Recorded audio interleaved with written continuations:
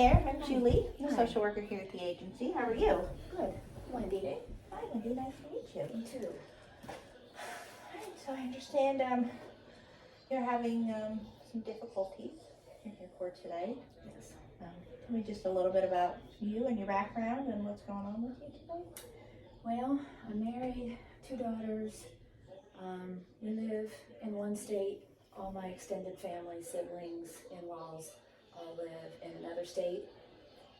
And I just feel some issues that are starting to overwhelm me, that healthcare with basically family members that I know I can't do anything about, but I just feel like I should, and it's just really starting to bother me. Okay, I understand that. Well, thanks for coming in, and I look forward to trying to help you today. Just I want to let you know that everything that we talk about today is confidential, and please let me know if you have any questions or concerns with anything I say or any questions that I ask. Do you have any questions about that? Okay. All right, great. So if you'll just tell me just a little bit about what's going on with your extended family. And Well, one is my mother-in-law. She's in the hospital. Sister-in-laws live right near her. I don't feel like they're involved with her health care as much as I wish they would be, going to doctor's appointments. She is elderly. She's in her 80s. I just feel that they could be more involved. I have 2 brothers and 2 sisters, all of them older than me. One sister has cancer. Other sister is the oldest of all of us, and she just tries to mother all of us basically. But my sister, who is in her 70s, is dealing with cancer for 2 years, and the oldest sister is just trying to tell her what she should and shouldn't do, and just she's involved a whole lot more than she needs to be. right. And do they express their concerns to you as far as how the other sister is trying to take over, or? No, not so much, but I can kind of hear it in their voice and some things that they do say. They just haven't outright said that it's affecting them. They know she means well, so I think they just take it for what it's worth. But sometimes I just wish I was there to walk beside them and just listen rather than help. And so how does that make you feel, knowing that you are here and they're in, which state are they in again? Sorry. They're in Pennsylvania. And so that's a pretty good trek, about It's eight, about 8, 8 9 and a half, hours. 9 hours. Yeah. So how does that make you feel, knowing that you're here and they're all out there? Some days it makes me feel good that I'm not there, seeing all of this transpire. But then there's days when I know, like my sister with the cancer, some days I know that she is not in a good place mentally and just feeling like she's ready to give up. And I just wish that I could be in front of her talking like you and I are instead of on the phone. With my mother-in-law, there's been some heavy,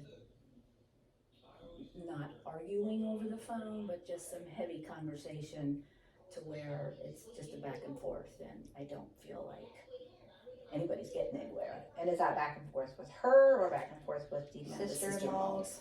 Yeah. And then what is the outcome of those conversations? I don't feel like there's any. Yeah. What they say they're going to do, go to doctor's appointments and things with her, well, that's yet to be seen.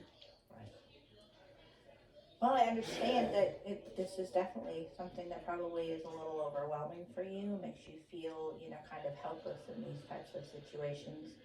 Is there anything that you kind of thought of that maybe you work on to try and either involve yourself a little bit more, or on the flip side, involve yourself a little bit less?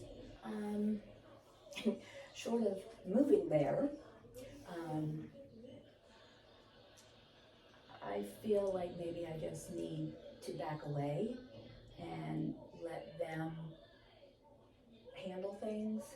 I need to just maybe be more involved with my own children and grandchildren and my husband, and be here to listen maybe for them, but that's hard for me.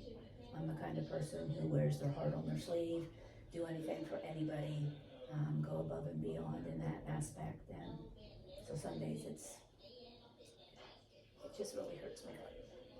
And how does your mother-in-law feel? Does she feel like you are involved enough, too much, not enough? Would she, does she express her concerns at all? She, I think, appreciates some of the things that she and I have spoken about. There was one thing she said that her feet are getting cold all the time.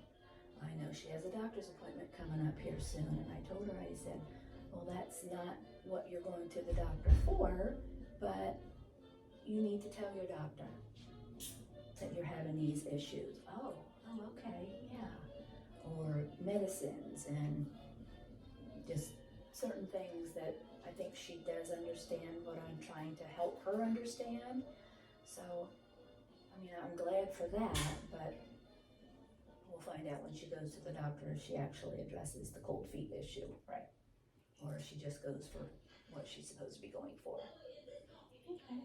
Well, I want to let you know that it's perfectly natural to feel the feelings that you're feeling of being overwhelmed and helpless and struggling with trying to maintain the balance of being there, but also making sure that you and your family here are a priority. So was there anything that you can think of that we might be able to work on maybe over the next week to try and help you maybe distance yourself a little bit, like you said, kind of help your brain relax a little bit? Probably not make phone calls to Pennsylvania.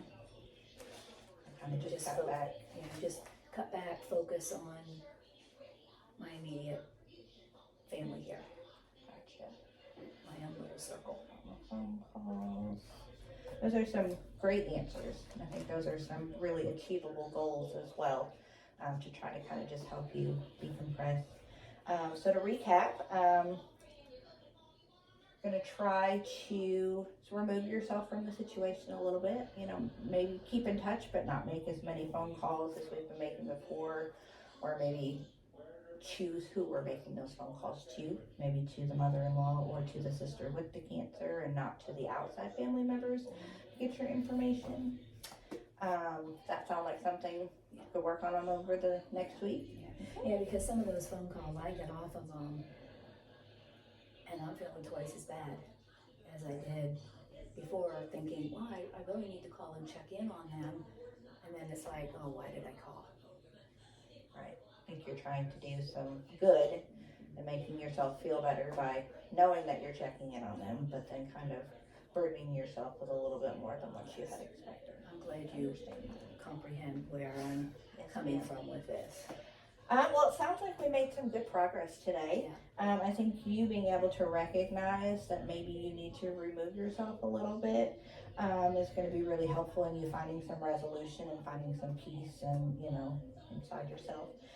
So let's plan to meet again next week, work on the goals of stepping back, limiting the phone calls, and see how that all works out for you. Is there anything else that I can help with you today? No, I appreciate you taking time with me, listening to me.